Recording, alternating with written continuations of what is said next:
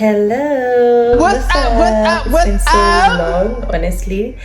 Toya's lies! Let Toya's lies! Yes! This is frustrating! Where do I start?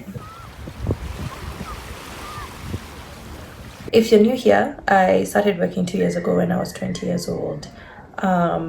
I didn't even know what I wanted to do for university, my degree. Being 2 years in an industry is insane. How I started working was I shot my shot professionally with a CEO at the agency I work at an event, and I asked, I'd love to learn, I'd love to job shadow for free and just see what you guys do.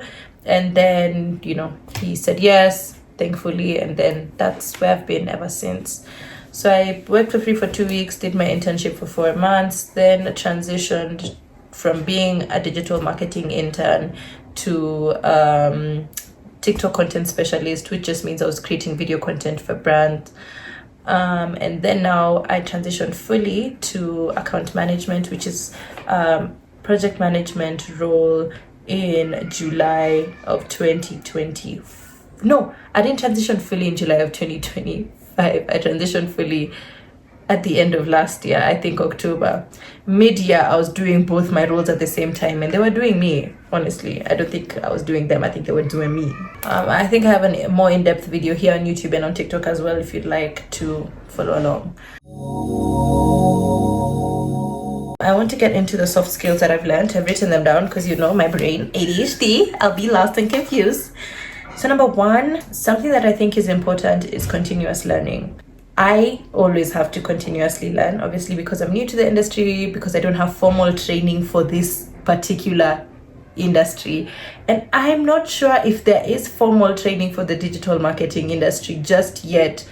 I know there's the institutes, the certificates, and the what, but in Kenya, I don't think there's a digital marketing degree. Correct me if I'm wrong, but if there's one, I haven't seen one. And so it's just been a curve of figuring out things from others. So people who have been in the industry before me, seasoned marketers that I work with one-on-one, resources online. There's some short courses that you can find on places like Coursera. Where else can you find courses? Many places. Just Google. Honestly, I'm not being rude, just Google. You'll find different digital marketing courses. There's only one I've taken for TikTok, or two. I think I've taken two, and those kind of help you gain knowledge and be able to apply it when you get on the ground. Then two, soft skill that I've always had that I think is important is you don't need to be agreeable or likable or dim down your light so that other people are comfortable. If your light is too bright, they should look away. If your light is too bright, then they should close their eyes. It's not a matter of sharing your opinions makes you seem unreasonable, or she never agrees, or she never... No.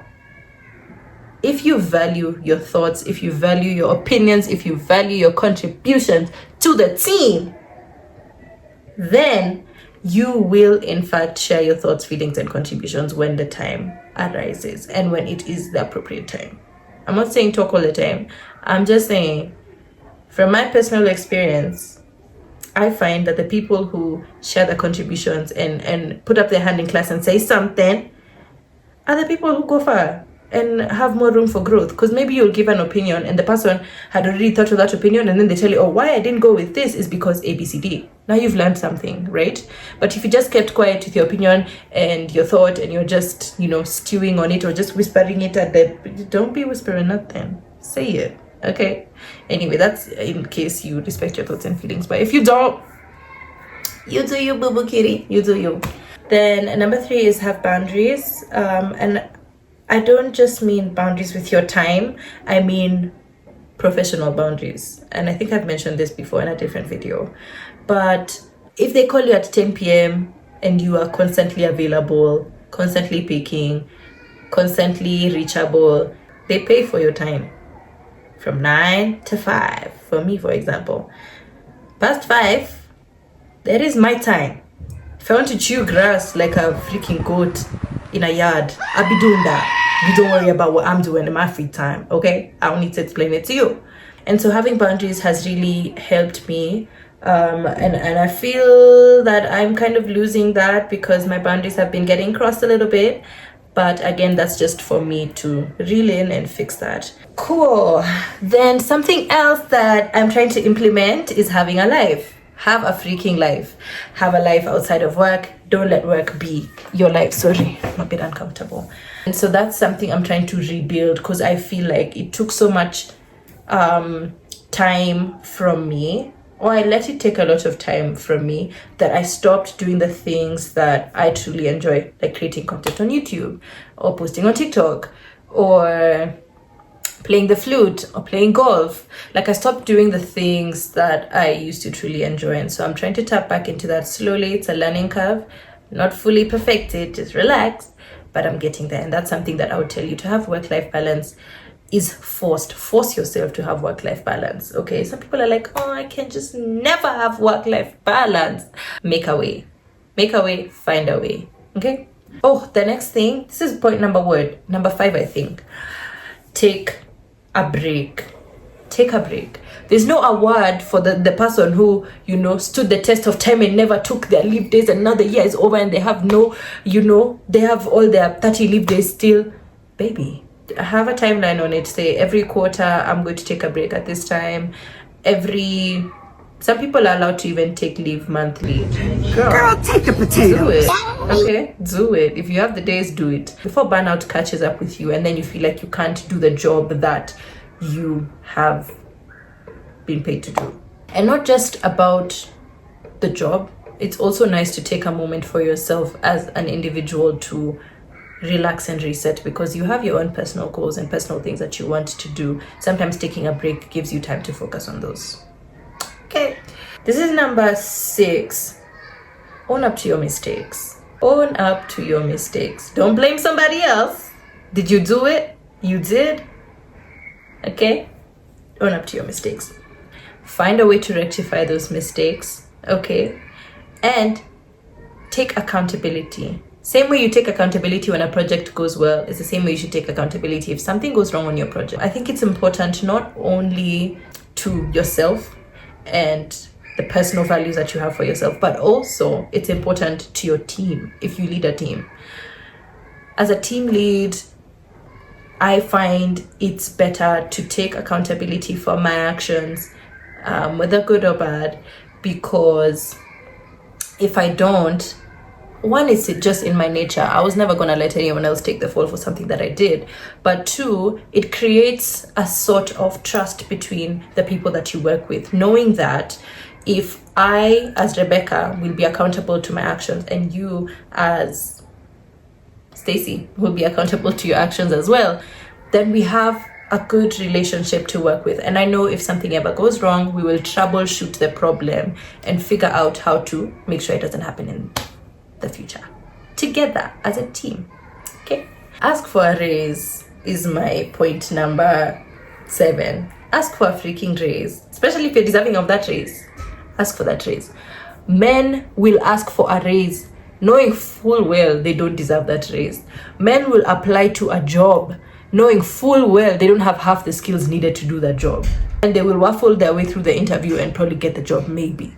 Okay, but as women, something I want, young women, something I want to empower you to do is to ask for a raise. You've worked hard, you've done your part, you've been a team player, you have learned new skills, you have, grown yourself in different areas. Now the price is up. Okay, the price is up, and it's okay to ask for a raise. Asking has never hurt anyone. Ask that you want to work on a certain project. Ask that you want to lead a certain thing. Ask. Because the worst they could say is no. And so they've just said no. And so what now? So what? And what if they say yes? Well, I was thinking, what if they say no? But what if they say yes? Point number 8, and my last point for now, is give yourself grace to make mistakes. More often than not, you will find yourself making a mistake. Especially if you have never done what you're doing before, have no experience in doing what you're doing, like I don't. You will make a mistake along the way. I've only lived this one life. Okay, I've only had this one job. I've not had another job to reference and say, okay, but you see in that job I learned ABCD, so now I can carry it forward. No, baby, this has been it. And so even as you face new projects, face new situations, face new workloads in the pipeline, give yourself the grace to be able to handle those things, even if things go wrong. Okay, sometimes things go terribly wrong. There's one last one that I think would be really important. If I think of something else, I'll just keep adding. But don't act like you know it all. Don't act like you know everything. Be teachable. Remain teachable from the people around you, from online sources. I know it's the first thing I said, continuous learning, but then to continuously learn, you need to remain teachable. So that's something I think is so important. Look for mentors is on my 2025 goals list, even though the list is mental. I haven't even written it down, but I want to have a group of people that I admire, a group of people that can teach me things that I don't know, a group of people that have walked the path that I want to walk. And then when it comes to my career goals moving forward, I don't know. And that's just me being honest and vulnerable. I don't know what I want to do next. I don't know. I don't know where this road is taking me just yet. Do I want to be on the brand side? Do I want to remain on the agency side? Do I want to just go full on corporate? I don't know. There's so many things that I'm yet to figure out in terms of my career. And 2 years in, we're not bad. We're doing fine. But there's so much more to it that I feel like there are more things to learn. Because I personally thought I would reach account management much later in my career.